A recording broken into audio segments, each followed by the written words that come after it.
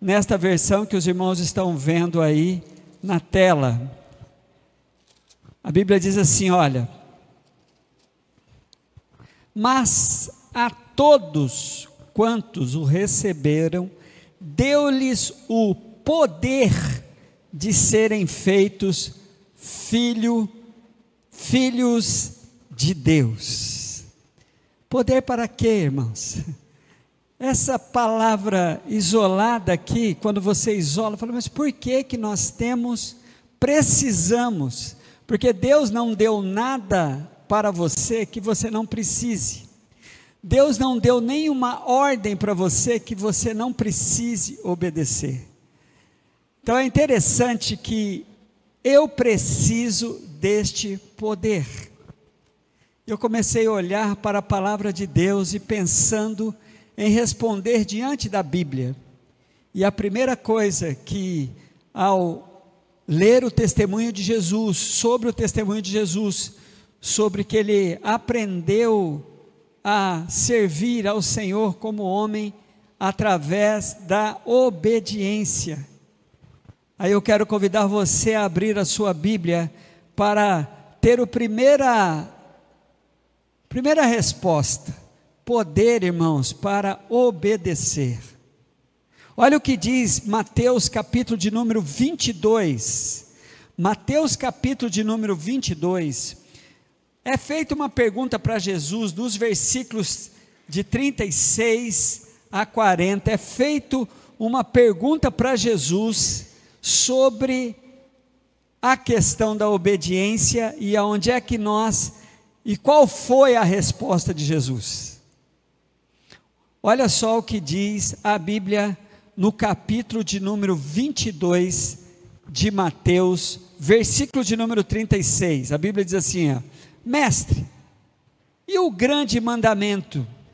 Qual é o grande mandamento na lei? Respondeu-lhe Jesus: amarás o Senhor teu Deus de todo o teu coração, de toda a tua alma e de todo o teu entendimento. Este é o grande e primeiro mandamento. Mas o segundo é este: amarás o teu próximo como a ti mesmo. Desses dois mandamentos depende toda a lei e os profetas. E hoje, com a revelação que nós temos do Novo Testamento, desses dois mandamentos depende toda a palavra de Deus, de Gênesis a Apocalipse. Irmãos, saiba disso, sem o poder de Deus, você não consegue obedecê-lo. Até para fazer o que Deus manda que eu faça, eu preciso que Ele me capacite. Poder para quê? Para obedecer. Poder, irmãos, para enfrentar a única batalha que você deve enfrentar aqui na face da terra. A única luta com quem você precisa travar a única e verdadeira batalha bíblica. Quando Jesus chama os seus discípulos, olha que coisa interessante.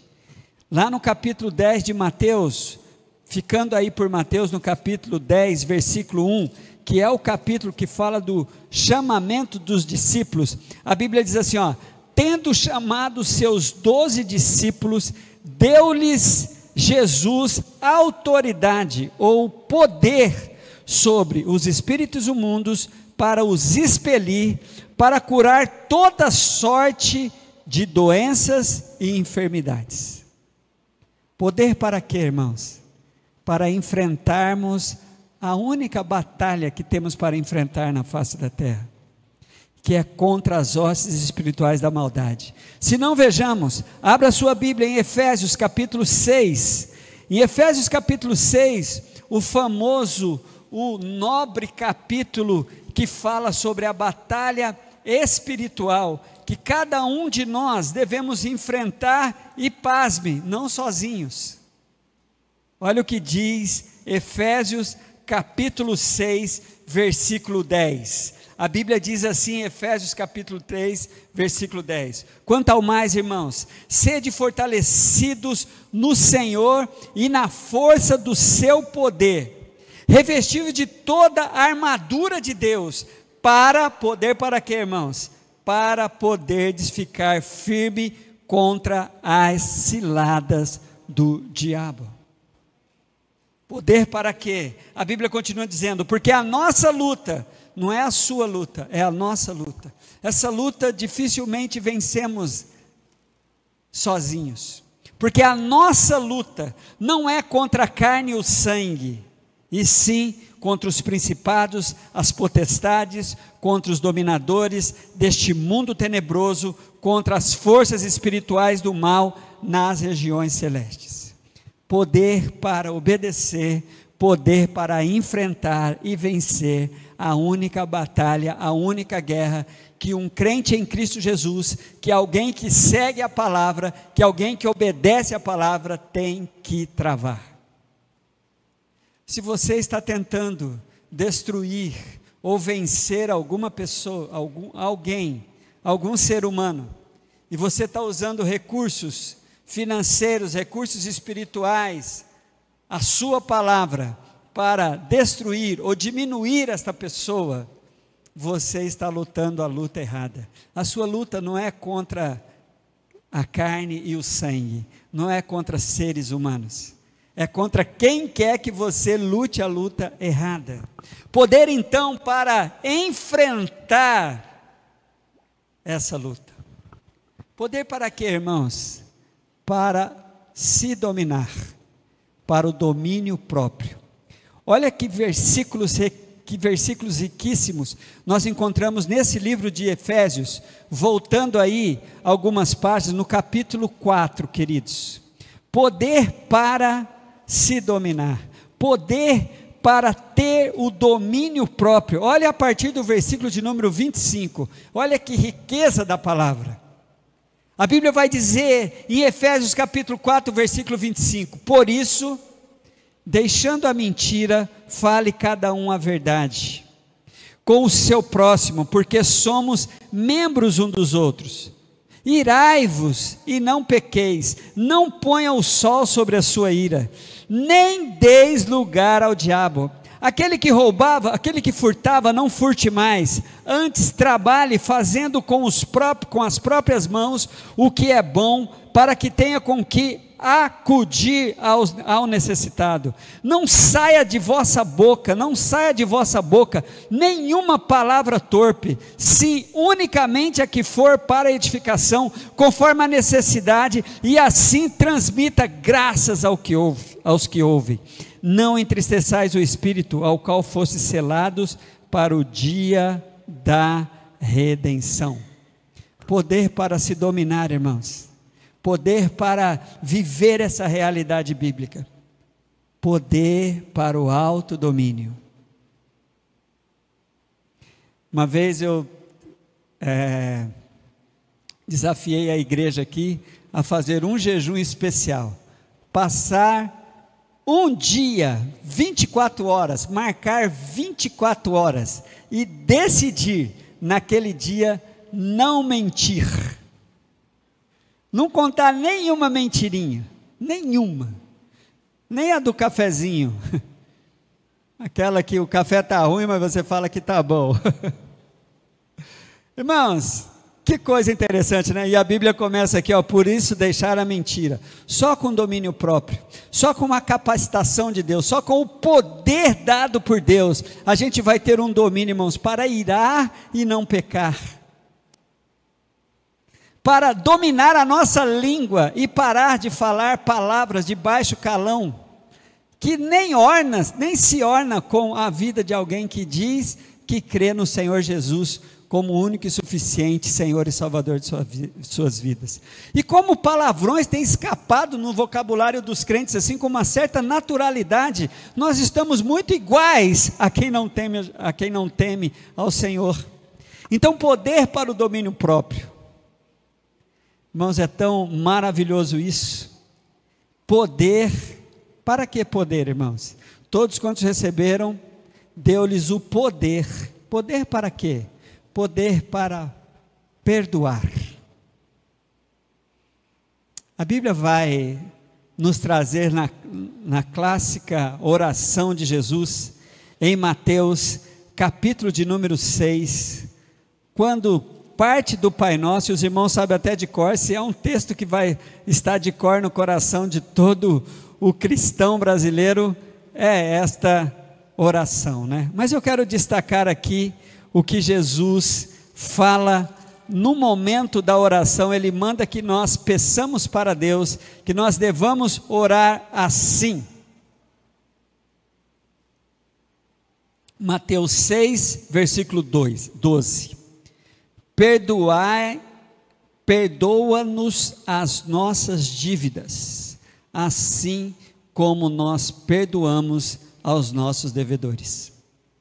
E quando os discípulos foram entrar em detalhes com Jesus sobre isso, e é interessante que o evangelista Lucas, ele é um pouco mais econômico, e quando Jesus ordena que os discípulos, por favor irmãos, abra lá a sua Bíblia em Lucas capítulo de número 17, olha que coisa interessante, é famoso aquele 70 vezes 7, né? Mas em Lucas 17, é um pouco mais econômico aqui, eu gostaria de chamar a atenção dos irmãos para isso, no versículo de número 15, Lucas 17, 15,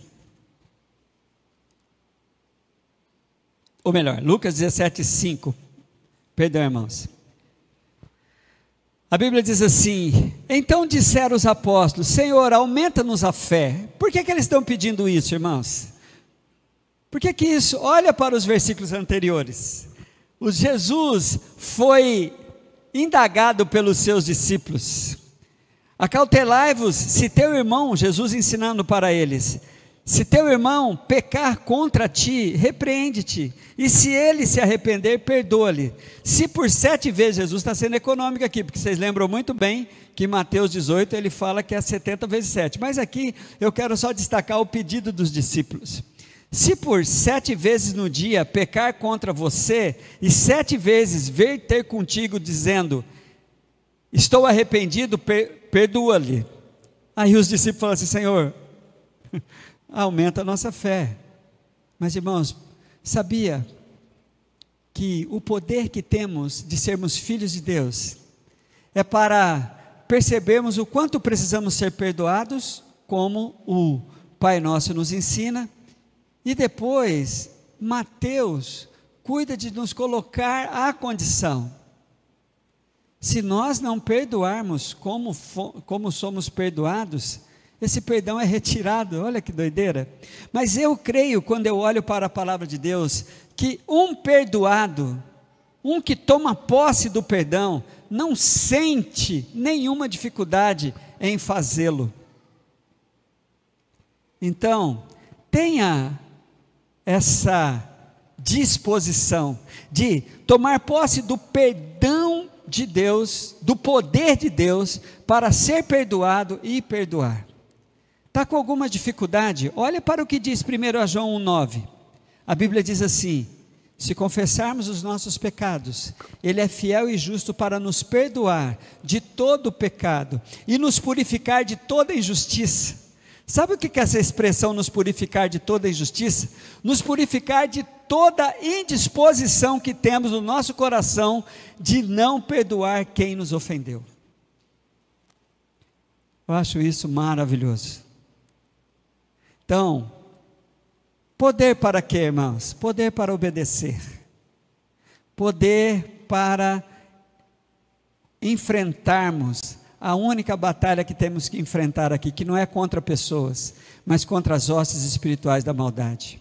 Poder para se autodominar. Poder para conseguir um domínio próprio, para assim obedecermos a Deus. E quando nós temos domínio próprio, a gente obedece ao Senhor, perdoando. E por fim, poder para cumprir a nossa missão. Poder para cumprir a nossa missão.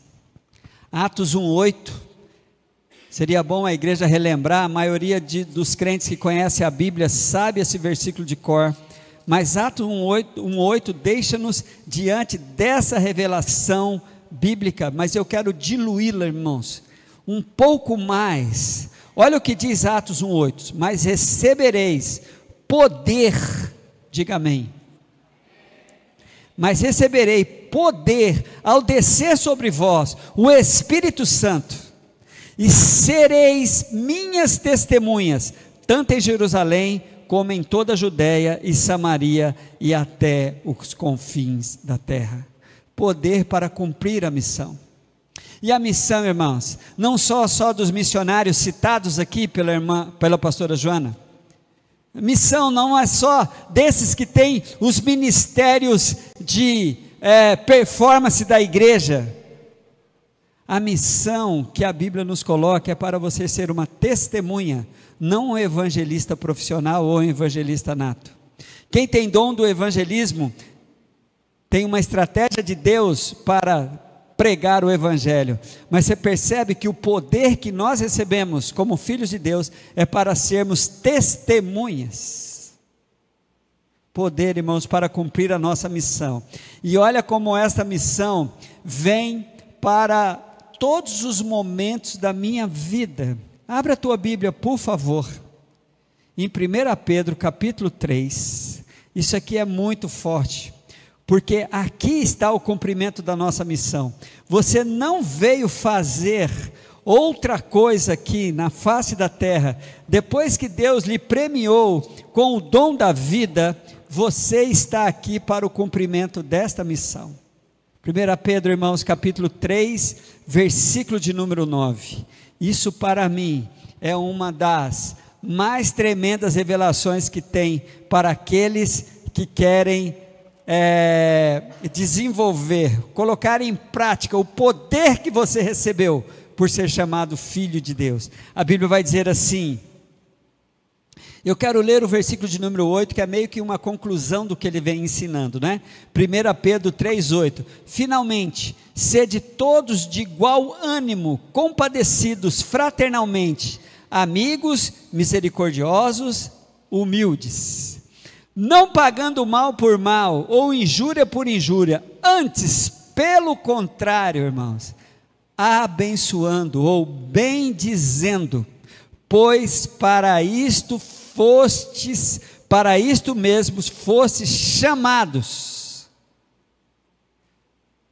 Poder para cumprir essa missão, de sermos testemunhas do amor de Deus, conforme Atos 1:8, mas também de sermos canais de bênção. Querido, olha aqui para mim, por favor. Tudo que Deus te deu, todo o poder que Deus te deu é para você abençoar e não amaldiçoar. Não amaldiçoar ninguém, até quem você acha que merece. Sabe aquele cara que te fechou no trânsito ontem? Pois é, aquele palavrão não pegou bem não. E nem vale usar ofensas bíblicas, seu filisteu incircunciso. Você foi separado para ser um abençoador. Poder para cumprir esta missão, de sermos abençoadores, sempre, todo o tempo todo. Porque nós somos, irmãos, muito estimulados por este mundo e por essa a maldade que existe. Nós somos estimulados a pagar o mal com o mal. Nós somos estimulados a murmurar. Nós somos estimulados a nos afastar das pessoas. Mas olha o que esse texto diz: que a minha missão é procurar andar compadecendo das pessoas, vivendo fraternalmente entre as pessoas, sendo misericordioso, sendo humilde, não pagando mal com mal, mas bem dizendo. Marque esse texto na sua Bíblia. Por que eu estou aqui? 1 Pedro 3,9, foi para isso que você foi chamado.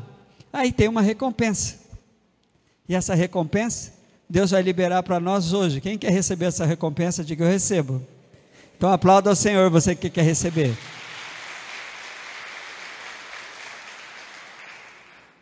Olha que coisa linda como termina este versículo de 1 Pedro capítulo 3, versículo 9.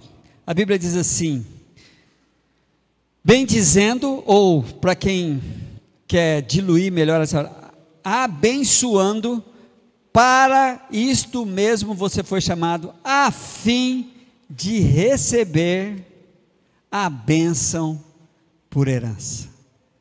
A bênção que você precisa, o poder que você precisa, a capacidade que você precisa. Não saia daqui com uma dúvida no seu coração, de que você não foi capacitado por Deus. Primeira coisa, resolva um problema no seu coração. A Bíblia diz assim: mas todos quantos o receberam, deu-lhes o poder de serem feitos filhos de Deus. O Senhor vai te liberar um poder para você se posicionar, falar assim: eu preciso acertar essa situação com Deus. O mundo, o dizer popular diz que todo mundo é filho de Deus. Não é isso que a Bíblia diz. A Bíblia diz que tem dois tipos de criaturas, dois tipos de seres humanos sobre a face da terra: os filhos de Deus e as criaturas de Deus. Para ser filho de Deus, você precisa receber Jesus como Salvador e Senhor da sua vida. E para isso você recebe poder para você dar o próximo passo, que é a obediência. A obediência leva você a ter a coragem de encarar a única batalha da sua vida, que não é contra pessoas, é contra os seres do mal, contra anjos caídos, chamados demônios, capitaneados por Satanás, que fazem da sua vida um alvo para que ele tente o que está escrito em João 10:10, te matar, roubar você ou destruir você. A Bíblia fala que os filhos de Deus têm poder para se autodominar, e esse autodomínio leva você a liberar pessoas do seu coração, que está no lugar errado aí, está presa numa cadeia, e que você tem que abrir, liberando essa pessoa, perdoando-a em nome de Jesus. E por fim, poder para cumprir a sua missão, testemunhar o amor de Deus e ser um canal de bênção para quem convive contigo. Amém?